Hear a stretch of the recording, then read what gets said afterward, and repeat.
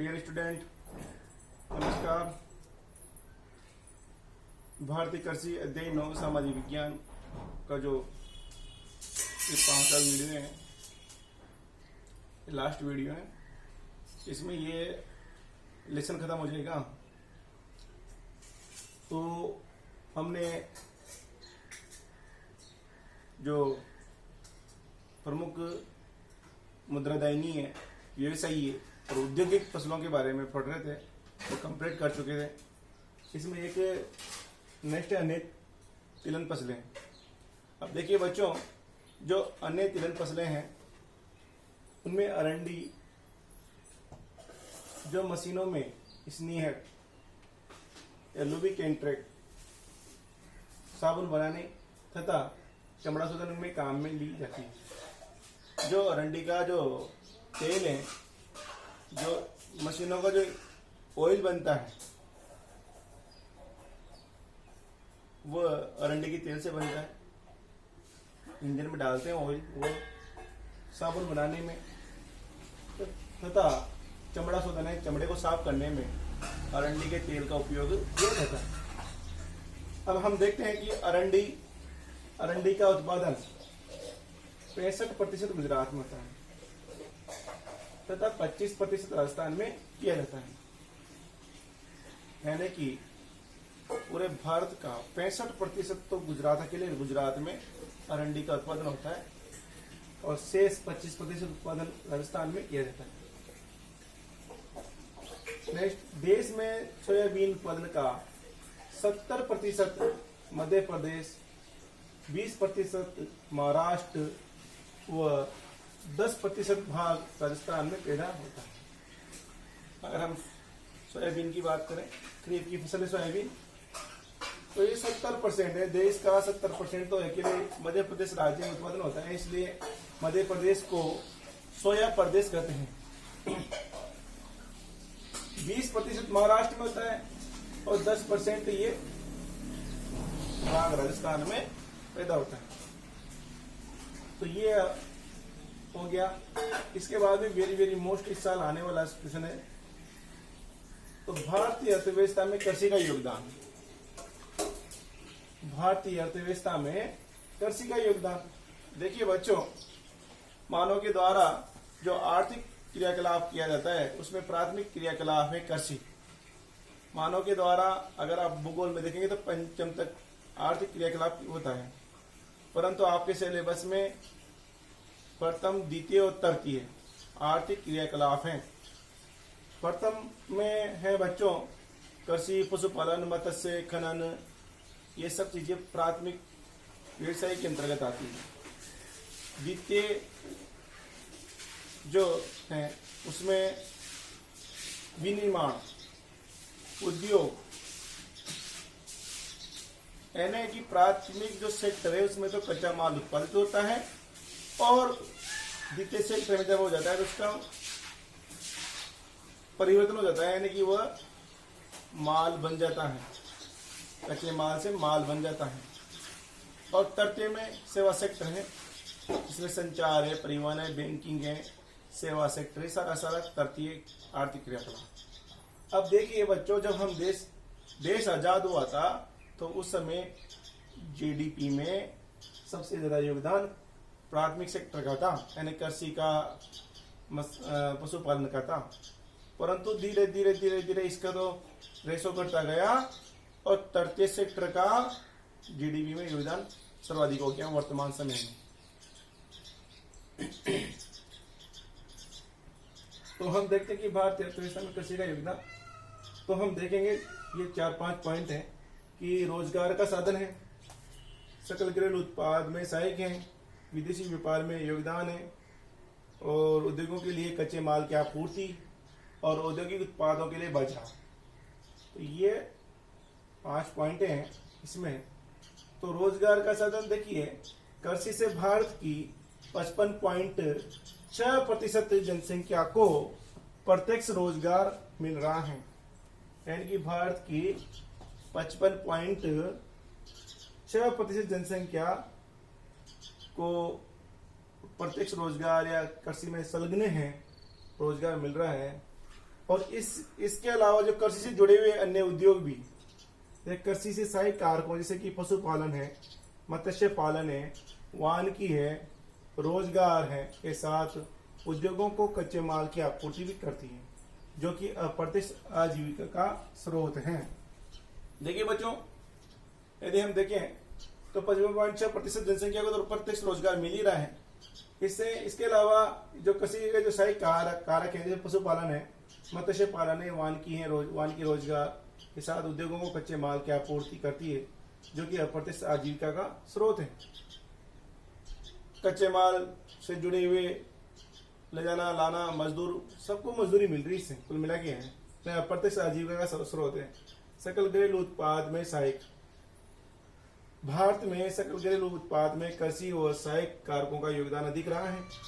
1951 में जो योगदान है 1993-94 की कीमतों पर, अगर हम देखते हैं 1951 में जो योगदान जो 1993-94 की कीमतों पे होता है, देखते हैं तो 55.11% था। उस समय कितना था 1951 में? 55.11% सकल घरेलू उत्पाद में योगदान था। 1990 में देखेंगे तो ये था 44.26% रह गया, यानी घट गया। फिर हम देखते हैं, सॉरी 26 नहीं, इसमें 44.26% बोलेंगे इसको, रह गया। वर्ष 2007-8 में 1999-2000 की कीमतों पर 17.8% तथा 2015-16 में 2011-12 की कीमतों पर 15.35% रह गया, यानी कि अभी वर्तमान समय में इसका कितना योगदान है?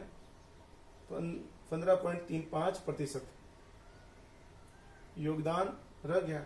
इस कमी का कारण औद्योगिक विकास में द्वितीय यानी विनिर्माण और तृतीय यानी सेवा सेक्टर क्षेत्रों में उत्तरोत्तर वृद्धि रहा है। वे क्या कारण है कि जिससे कृषि का सकल घरेलू उत्पाद में योगदान घट गया? तो इसका कारण यही है कि बच्चों की द्वितीय और तृतीय क्षेत्रों में उत्तरोत्तर वृद्धि हो रही है, इस वजह से इसका योगदान घट रहा है, ये पिछड़ती जा रही है। विदेशी व्यापार में योगदान, देखो भारतीय कृषि का विदेशी व्यापार में योगदान, भारत वैश्विक कृषि उत्पादों का निर्यात में 2.07% योगदान रखता है।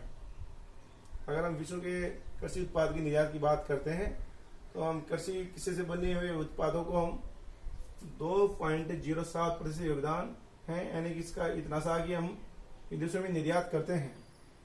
भारत कृषि उत्पादों के निर्यात की दृष्टि से विश्व का 10वां बड़ा देश है। अगर हम विश्व की सापेक्ष रूप से तुलना करें तो भारत कृषि उत्पाद के निर्यात की दृष्टि से विश्व का 10वां बड़ा देश है, यानी कि हम 10वें बड़े देश के बराबर 10वें नंबर पे आते हैं और बड़ा देश है। यदि यह भारत के कुल निर्यात का चौथा बड़ा सेक्टर है, ये चौथा बड़ा सेक्टर है कुल निर्यात का। हम जितने भी विदेशी निर्यात होते हैं उसका चौथा बड़ा सेक्टर है, यानी कि चौथे नंबर पे है। निर्यात के रूप में चाय निर्यात करते हैं, चीनी निर्यात करते हैं, तिलहन, तंबाकू, मसाले, ताजे फल, बासमती चावल आदि फर्मों के इन चीज़ों का हम निर्यात करते हैं। अन्य कृषि सामग्री जैसे कि जूट है, कपड़े हैं, मुर्गी पालन आदि उत्पाद भी इसमें सम्मिलित हैं, जबकि आयात में खाद्यान्न सम्मिलित किया जाता है। कुछ हम खाद्यान्न भी विदेशी व्यापार की नीति के तहत आप निर्यात कर रहे तो आपको खाद्यान्न भी खरीदना पड़ेगा, तो हम खाद्यान्न भी, जबकि हम खाद्यान्न में आत्मनिर्भर हैं, फिर भी हमें खाद्यान्न आयात करना पड़ता है। उद्योगों के लिए कच्चे माल की आपूर्ति, भारतीय कृषि आधारित उद्योग जैसे कि कपड़ा उद्योग है, चीनी उद्योग है, वनस्पति उद्योग है, जूट उद्योग है, रबड़ उद्योग है तथा मसाला उद्योग है, तो इनको कच्चे माल की आपूर्ति कृषि से होती है। यानी कि अगर कृषि नहीं हो तो ये जितने भी उद्योग हैं, कपड़ा उद्योग, चीनी उद्योग, वनस्पति उद्योग, जूट उद्योग, रबड़ उद्योग, मसाला उद्योग, कच्चा माल कि इन उद्योगों के से कच्चे माल की आपूर्ति होगी। तो ये उद्योगों के लिए कच्चे माल की आपूर्ति का भी एक स्रोत है कृषि। अब देखिए औद्योगिक उत्पाद के लिए बाजार। अब कृषि से बहुत सारे उद्योग भी जुड़े हुए हैं। तो भारत की 60% जनसंख्या ग्रामीण क्षेत्रों में निवास करती है, जो कृषि पर निर्भर है। किस पर निर्भर है? कृषि पर निर्भर है। कृषि से संबंधित यंत्रों जैसे कि ट्रैक्टर है, जुताई के उपकरण हैं तथा खाद और कीटनाशकों के लिए ये क्षेत्र बाजार उपलब्ध कराता है। ट्रैक्टर है, कृषि के यंत्र हैं, खाद है,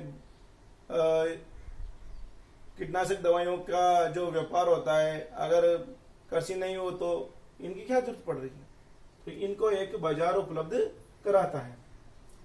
भारतीय कृषि का आकलन करें तो हम पाएंगे कि कृषि जहां भारत की अर्थव्यवस्था का आधार है, वहीं रोजगार तथा आय का सृजन का बड़ा साधन है।